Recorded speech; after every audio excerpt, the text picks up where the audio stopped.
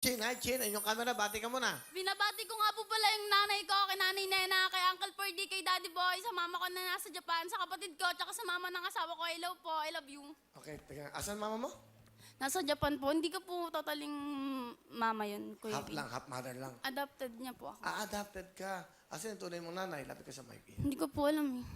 Pinanganak ka lang, hindi mo kilala nanay mo. Tatay mo. Hindi rin. Okay, tanong ko, Chin. Ilang taong ka nang ikaw ay nanganak? 14 po. 14 ka. So, 13 years old.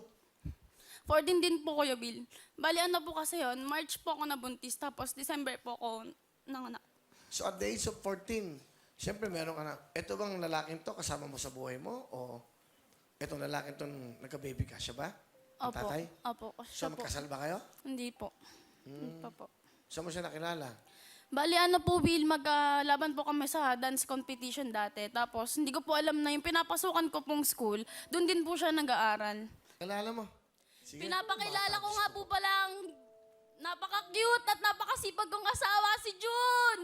Hello, magandang hapon po kayo, Will. Ilang taong ka na? 21 po. Bata. Ilang taong ka na naging tatay? 17 po siya nung nabuntis ko siya eh. 17 po ako. So, itong anak nyo. Yan, ang cute eh. May siya ano? Nanay na anak mo. Pasensya ka na kung nasira ko yung kinabukasan mo. Kasi Kuya Will, dapat nung March siya nabuntis, August, pupunta na siya ng Japan. Kasi pinaiba yung pangalan niya eh. Doon nabuntis ko siya. Parang nagalit sa kanya yung mga kasama niya sa buhay. Tinakwil po siya.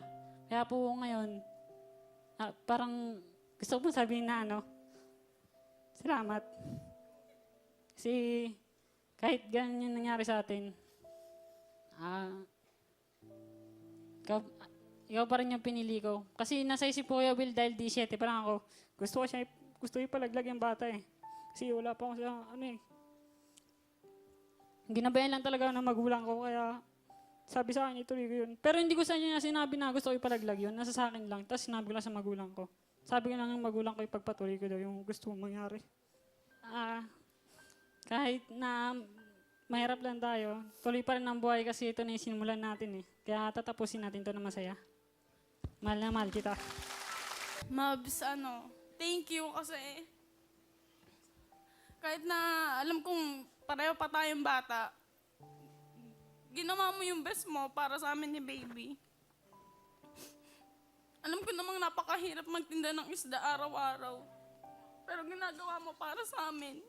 Yun lang, nagpapasalamat ako sa'yo kasi hindi mo ko iniwan. Yun lang, mahal na mahal kita, di. Mahal na mahal din kita.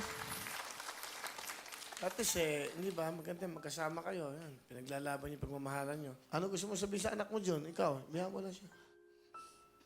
Sana lumaki kang maayos. Yan lang po. Mama Jenny, ikaw na pong bahala magsabi kay Daddy kasi hapon po kasi yung Father, madap sa akin. Sorry po kasi alam ko namang mataas yung pangarap niya para sa akin. Sorry Daddy, sorry po talaga. Alam po, mahal na mahal ko po kayo. sa anak mo, ano gusto mo sabihin? Ayan. Baby, I love you. Mahal na mahal ka ni Mami. Lapit mo nga dito siya, ano? Halika. Halika. Lapit ang nanay niya. Umiiyak eh. Kunin mo.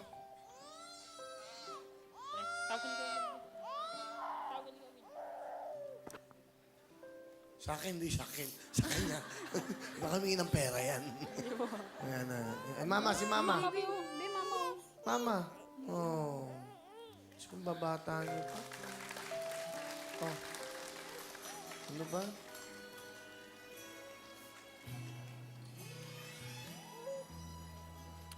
Ito'y aral sa mga bata ngayon. No? Kita niyo ang buhay. Diba? Daming nag-iiyakan. Daming mga estudyante. Alam, iba na kasi ano ngayon eh. Isang text lang, buntis na eh. Isang Facebook lang, di ba? Ano iba, andun pa rin yung lumang pagkatao natin, lumang ugali. Di ba? Bata mo pa, Diyos ko. Magsipag ka, iyo. Napakahirap na walang pera pa may pamilya. Palapahan po natin si Chin. Magkanta kayo, akan.